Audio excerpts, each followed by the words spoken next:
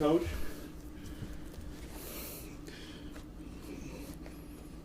Good afternoon. How you guys doing?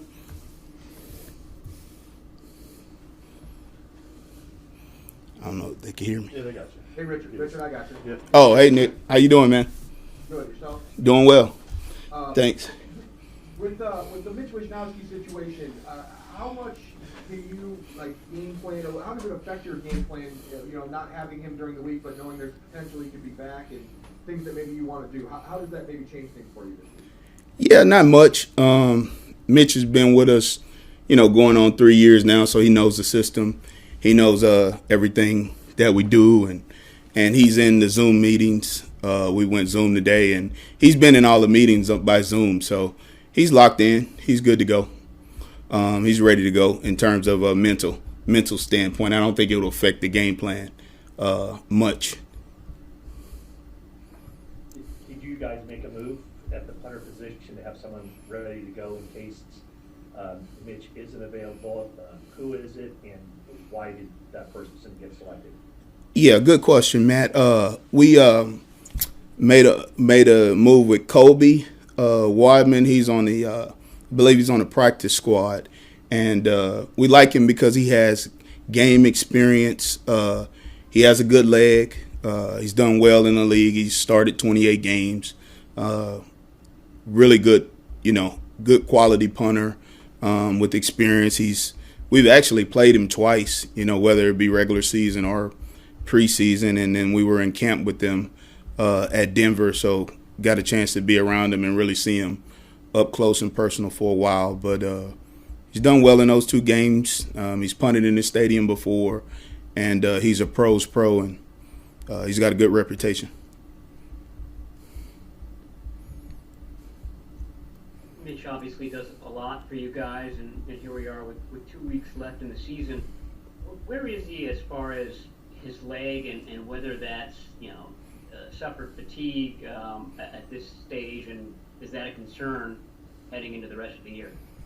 Yeah, good question, Matt. No concern with Mitch. You guys all know how we all feel about Mitch. He's a pro, and he'll be ready to go if he's available.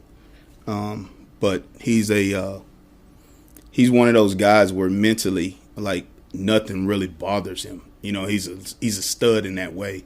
So if he ever has a bad play, he always bounces back. If he has a good play, then he tries to have a better play. So I think he'll be fine.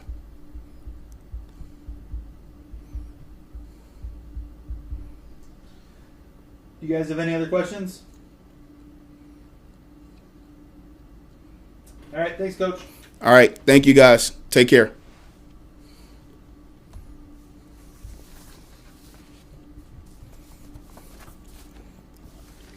That was simple. It was simple. Wow. Greenlaw will not practice. Groin. Elijah Mitchell, he'll be limited with his knee. Mo Hurst won't practice with his calf. Hufanga won't practice with his knee. Aziz won't practice with his knee. DJ Jones is limited with his ankle. Jimmy Garoppolo, the trainers are taking him out right now to see how much he can do. If he can do some, he'll be limited today. If not, he won't practice. We'll try again tomorrow. Go ahead, guys. Cal, could you clear something up? You said it was a thumb sprain on Monday, and then after you said that, Adam Schefter and Ian Rappaport both reported that there's more significant damage. One reported a chipped bone, another reported a fracture of the thumb. Can you kind of clear that up and whether surgery is in the future for Garoppolo? Yeah, I've been told he does not need surgery right now. To clear that up, the reason that was worded that way is because that's the way it was worded to me. He does have there's 3 types of sprains, and he has a grade 3 sprain. Since I got to give you guys, I guess, more information to clear up Ian and Adam's tweet. It is a grade 3 sprain. The reason they never mentioned to me a fracture is because that really didn't have much to do with it. When you on the 3rd degree sprain that he has on his UCL ligament, when that is ripped up, it pulled off a little fleck of his bone. And so when there's a bone that has anything off of it, you can call it a fracture, you can call it a chip, you can call it something, but that really isn't what's keeping him out. It's the third degree sprain that he has, but because it's not moving and stuff, he doesn't need surgery, and he has a chance to play this week.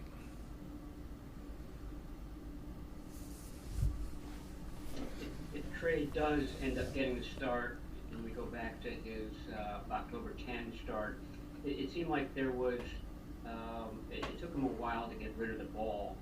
I'm wondering if you thought that was the case, and whether in the 2.5 months since then you've seen him sort of improve in sort of the processing release time aspect of it. Yeah, I mean, unfortunately for Trey, though, he only got to play in 1.5 games like that, and there were times in that game he held on to it too long. I didn't think it was all of it. I think there were times he got rid of it pretty fast. He'll get more playing time, more practice this week, and if he plays, he'll get a whole nother game, and I'm sure it won't be perfect. But I think he's been doing a better job in all areas the more he's gotten practice in.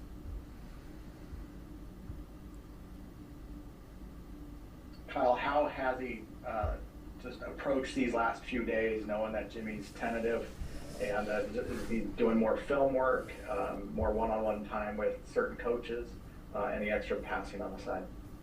Jimmy, did you ask? Trey? Trey.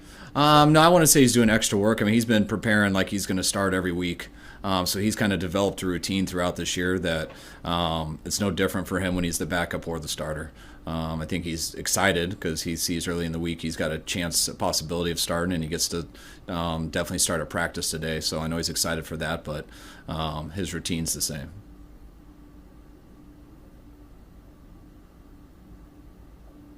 Hey, Kyle, I know you mentioned previously that you guys weren't going to do anything with your quarterbacks in terms of COVID and separating them and things like that. Is that still the case just with Jimmy's injury and the COVID situation? Are you doing anything different on that front this week? Yeah, we did just with Eric. Today, I made the decision last night. I just had us all Zoom today. Can you hear me? They good? Can you hear me? Can you hear me? I can't hear you. Okay. I can hear them. Yeah, I can. Maybe your phone's messed up because I can hear you. Oh, Are the other people hearing me? For a second there. You're kind of in and out. Can you hear me now? Yeah, I got you now. All right. We had the whole team split up today. We did everything Zoom. I mean, just kind of, we've been pretty fortunate with it so far, just having one guy down, but just watching the world and watching everybody, knowing how it's a matter of time is what it looks like. So we're just trying to be careful and keep everyone separate right now till we go outside.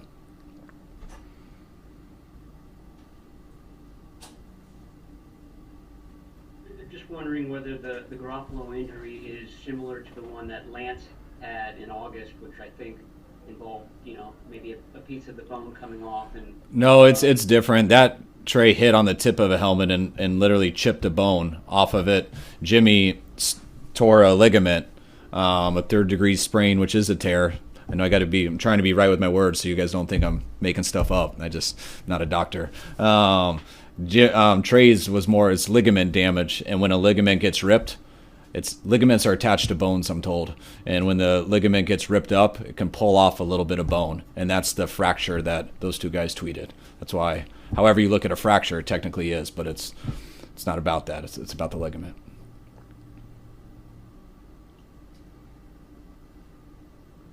Hey, Kyle. Let's say Jimmy cannot play this week. It sounds like this is an injury where maybe with more rest, it could improve. Obviously, without surgery, I mean, he could be in play for the Rams game. Is this accurate? Yes, because because he didn't break the bone. It's stable, is what they're telling. They told me Drew Brees had one in the last few years or something, and his broke, and that's why he had to get surgery. Jimmy's isn't in that spot. It's stable. That's why he doesn't need surgery right now. And I think he's feeling a lot better today than he was a few days ago. That's why he's got a chance this week. And with it being that case, I'm hoping it only gets better with more time, whether that's this week or the following week. With the new protocols, and I know you said you guys are just being extra careful, but does this bring up any sort of anxiety or kind of flashbacks to last year and what you guys went through at this point? I mean, we always get flashbacks of last year because it was just weird, the month that we spent. And so almost every time talking to you guys on here gives me flashbacks. But, I think it's been different with our team. Like, even the first week we Zoomed back then, it wasn't that big of a deal. It was just the continuous month of it and not being around each other on the road in a hotel. This week, just talking to everyone. I mean, everyone knows what's at stake. This week, everyone knows what's at stake next week. I mean, the playoffs have essentially started for us.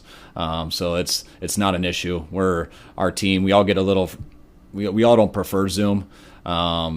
People know what's at stake with the chances of us losing guys for these games. So it wasn't a hard issue at all going Zoom today.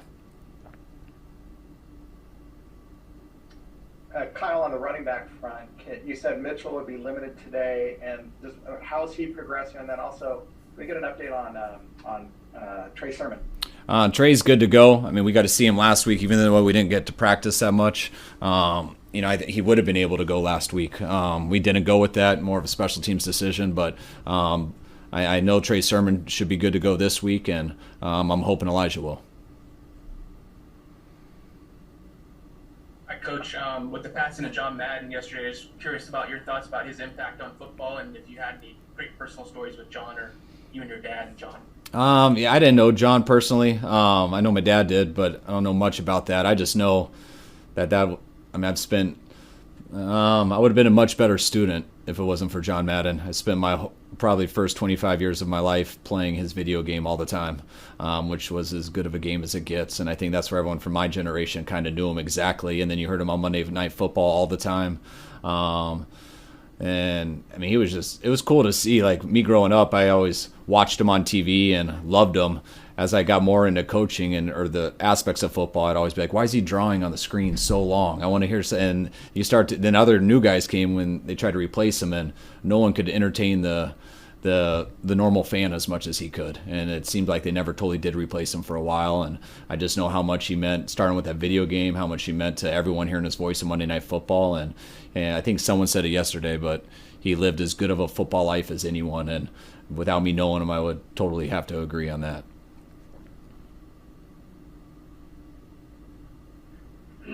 I realize this is medical territory, but the fact that Jimmy could function and play relatively well in the second half against the Titans, I guess some adrenaline had to do with that. But, I mean, does that suggest he could do, from what you've been told, does that suggest he could do something similar this Sunday? Yeah, since I'm not a doctor either, that's the exact same question I asked. They're positive with it being that because of, that it wasn't fully broken in some of the areas comparing to quarterbacks in the past, that he still has a chance. But they said the second half was completely off adrenaline. Jimmy's a very tough guy. And when you're that amped up, and we've had guys do that before, not necessarily with their thumb, but other stuff. And I've had guys finish games, and then you end up finding that they have an ACL too. So the adrenaline those guys have in the heat of battles is different. But that gives you some hope. But I don't, they quickly told me that it was real impressive that he made it through that game.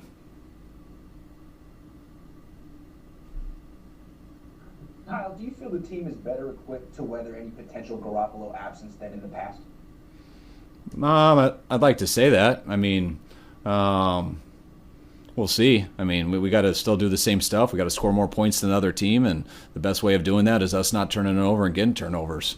I watched a really good team going there last week with the Texans drilled down, and I thought the Chargers went up and down the field. Their first 4 drives, I think it went touchdown, field goal.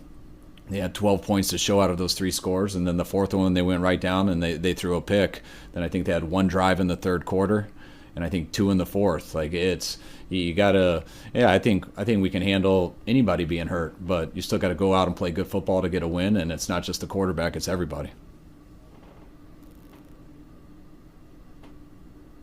What do you see from the Texans, and how much is there to going up against a team that potentially doesn't have much left to play for, other than playing spoilers of teams that are looking to clinch a playoff berth? I mean, I would love it if I watched the tape and felt like they were playing like they didn't have much to play for. Then that would be really advantageous for us, but it's all you got to do is turn on the tape and it quickly, you don't think about that stuff at all. I mean, the Chargers are a very good team in all phases, and they had everything to play for, and they went in there and got beat pretty good. You watch some of the other games the Texans have played previous to that. I actually think they look better in those games than they did versus the Chargers. I mean, they had so many guys down versus the Chargers that they were just playing with heart, and they were fortunate enough to make some plays on offense and get some big turnovers that killed the Chargers. So I see a team that is really playing hard, everybody on it. It looks like there's not a choice for that. I think this team, it's not a surprise what they did last week, and I think that's why they're playing better on offense too, and I think they'll surprise some people next year. All right, last one, guys. Kyle, there's obviously always a sense of urgency on your team, but you mentioned it earlier. Is it really a playoff mentality amongst the team and your staff at this point? Definitely. I mean, I don't know the exact numbers. The one thing I do know is if we win both of the games that we're in, but I know it's going to be hard if we lose any. So, not taking it past that, you look at it as if you lose, your season's over, and if you win, it keeps going. And that's, to me, the definition of the playoffs. So our players are aware of that, and that's why we got to make sure we take care of business. I appreciate it, guys. All right, guys. Thanks.